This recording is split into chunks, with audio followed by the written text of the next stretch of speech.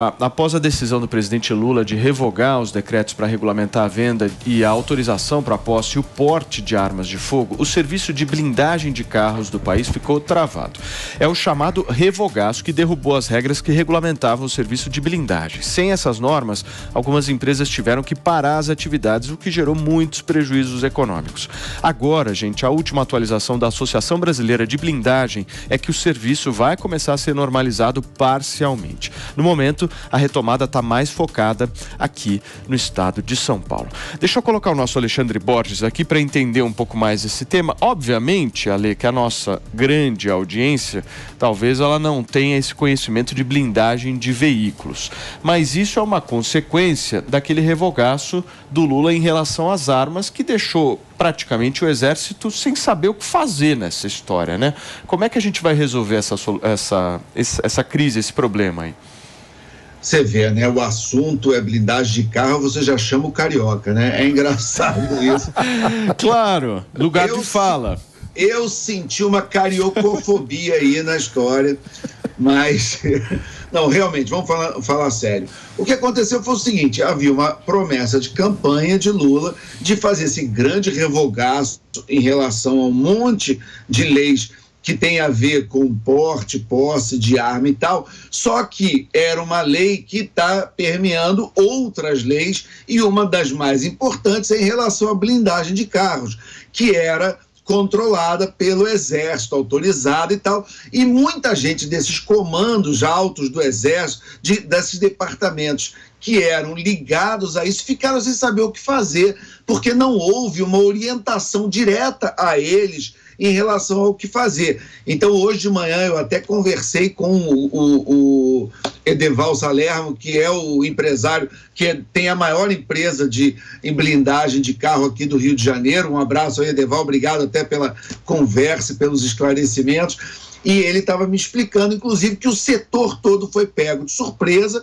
E a coisa foi tão caótica que, por exemplo, na interpretação da direção dessa área em São Paulo, acharam que não tinha nada a ver e continuaram blindando como se nada tivesse acontecido. Aqui no Rio de Janeiro, como a interpretação foi diferente, aqui no Rio de Janeiro parou tudo, parou de blindar.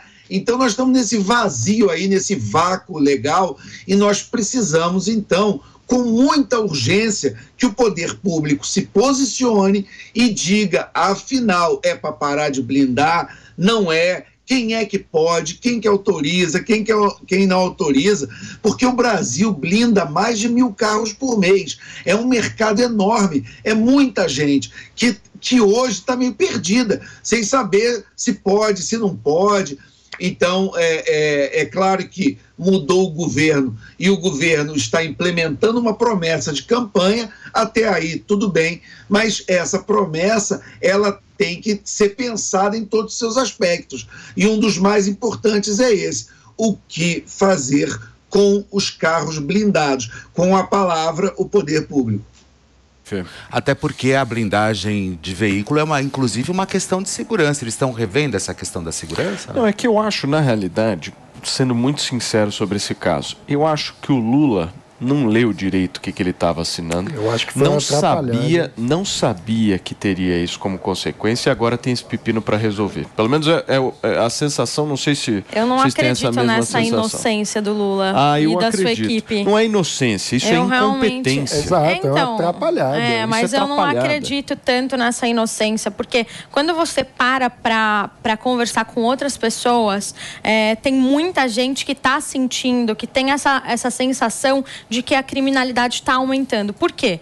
Quando o Lula ele vem com um discurso de que ele ataca a polícia, ele ataca a pessoa que quer ter direito e acesso a uma arma, ele está afrouxando para que os bandidos tomem conta de tudo.